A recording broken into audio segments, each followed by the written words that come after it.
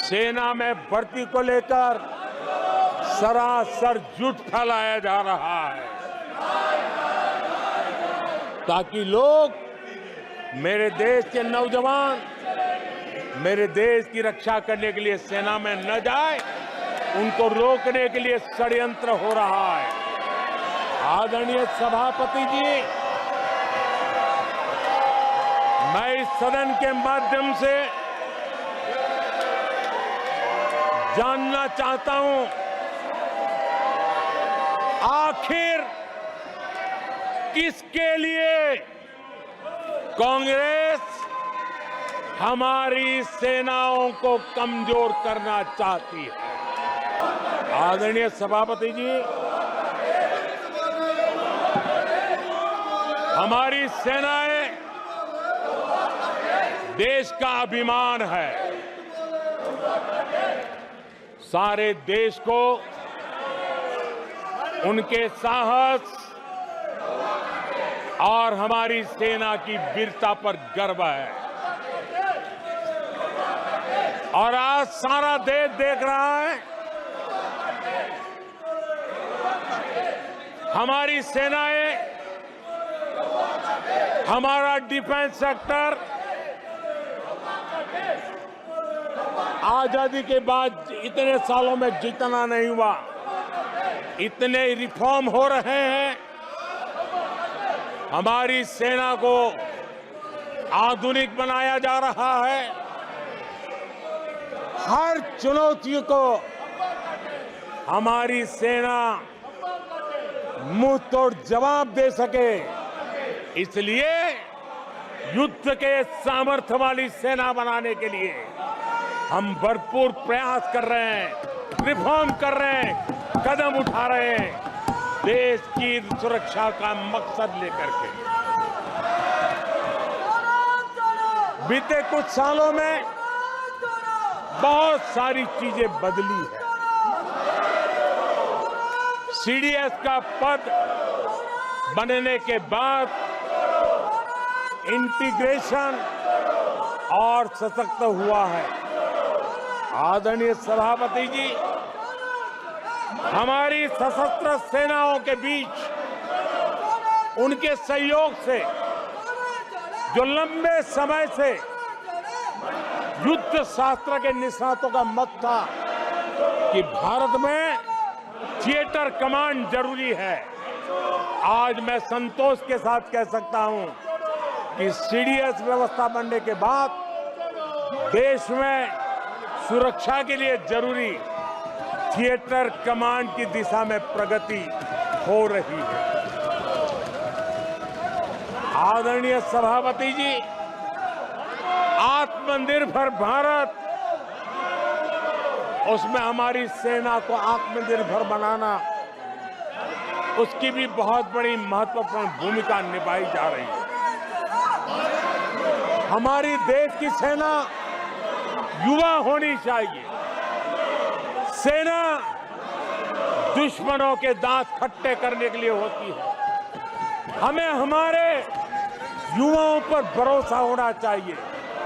सेना में युवाओं की ताकत बढ़ानी चाहिए और इसलिए हम लगातार युद्ध योग्य सेना बनाने के लिए रिफॉर्म कर रहे हैं। समय पर रिफॉर्म न करने के कारण हमारी सेना का बहुत नुकसान हुआ है, लेकिन ये सार्वजनिक बातें कहने योग्य नहीं होने के कारण मैं मेरे मुंह को ताला लगा करके बैठा हूं। आदरणीय सभापति जी, देश की सुरक्षा एक गंभीर मसला होता है। आदरणीय सभापति जी, ऐसे रिफॉर्म्स का उद्देश्य किसी भी परिस्थिति में, अब युद्ध के रूप बदल रहे हैं,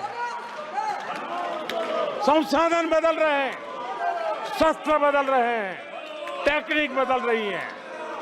ऐसे में हमें हमारी सेनाओं को उसी चुनौतियों के अनुरूप तैयार करना, ये बहुत बड़ी जिम्मेवारी होती है, जिसको निभाने के लिए गालियां खा करके भी झूठे आरोप सह करके भी मुंह पर ताला लगा करके हम काम कर रहे हैं। ऐसे समय देश की सेना को आधुनिक बनाना, सशक्त बनाने के ऐसे समय कांग्रेस क्या कर रही है? ये झूठ फैला रहे हैं। ये डिफेंस रिफॉर्म के प्रयासों को कमजोर करने का षड्यंत्र कर रहे हैं। आदरणीय सभापति जी, दरअसल कांग्रेस के लोग कभी भी भारतीय सेनाओं को ताकतवर होते नहीं देख सकते। आदरणीय सभापति जी, कौन नहीं जानता कि नेहरू जी के समय देश की सेनाएं कितनी कमजोर होती थी। हमारी सेनाओं में कांग्रेस ने जो लाखों करोड़ों के घोटाले किए, वही तरीका था जिस तरीके ने देश की सेना को कमजोर किया है। ये देश की सेनाओं को कमजोर किया। जल हो, थल हो, नभ हो, सेना की हर आवश्यकता में इन्होंने देश आजाद हुआ तब से भ्रष्टाचार की परंपरा बनाई। जीप घोटाला हो, पनडुब्बी घोटाला हो, बोफोर्स घोटाला हो, इन सारे घोटालों ने देश की सेना की ताकत को बढ़ने से रोका है। वो भी एक वक्त था आदरणीय सभापति जी, कांग्रेस के जमाने में हमारी सेनाओं के पास बुलेट प्रूफ जैकेट भी नहीं हुआ करते थे।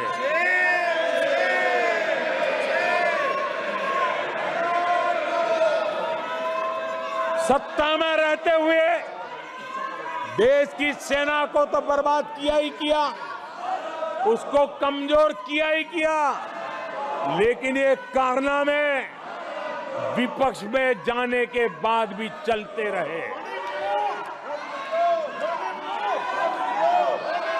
विपक्ष में जाने के बाद भी सेना को कमजोर करने के लगातार प्रयास होते रहे। जब ये कांग्रेस सरकार में थे तो फाइटर जेट नहीं लिए, और जब हमने कोशिश की तो कांग्रेस हर तरह की साजिश पर उतर आई।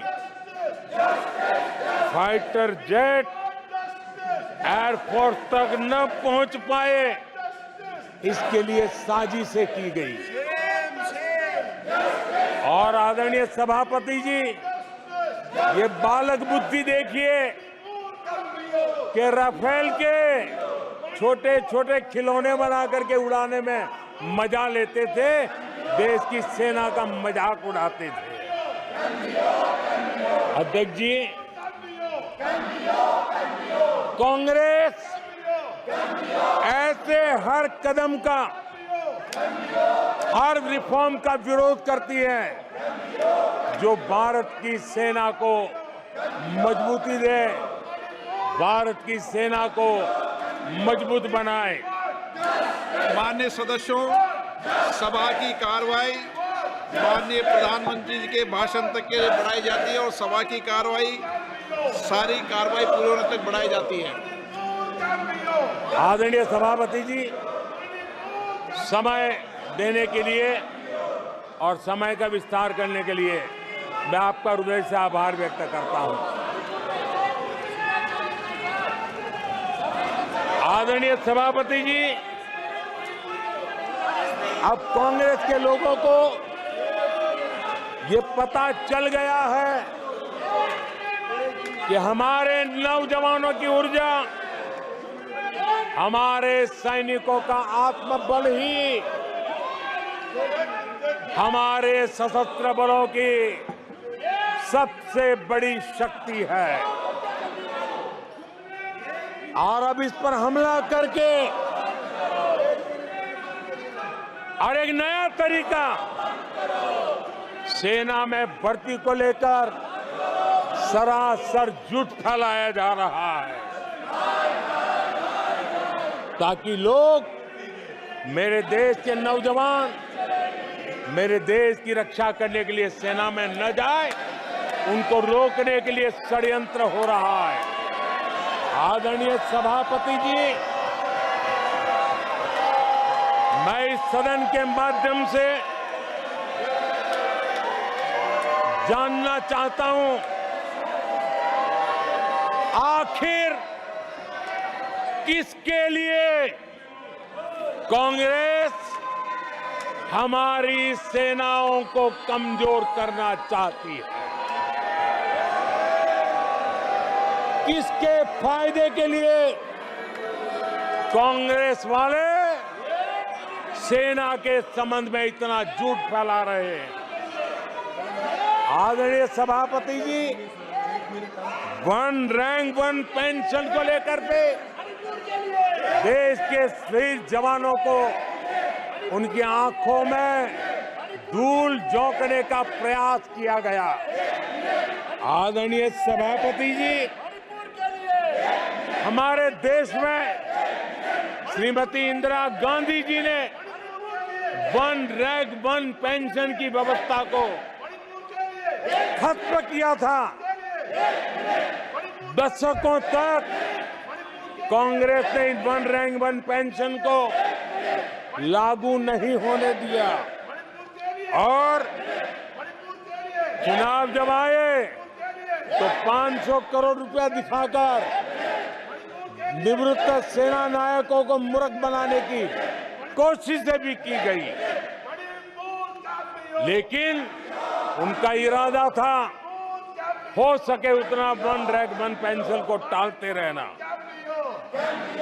एनडीए सरकार ने वन रैंक वन पेंशन लागू की और आदरणीय सभापति जी, भारत के पास संसाधन कितने ही सीमित क्यों न हो, लेकिन उसके बावजूद भी, कोरोना की कठिन लड़ाई के बावजूद भी 1,20,000 करोड़ रुपए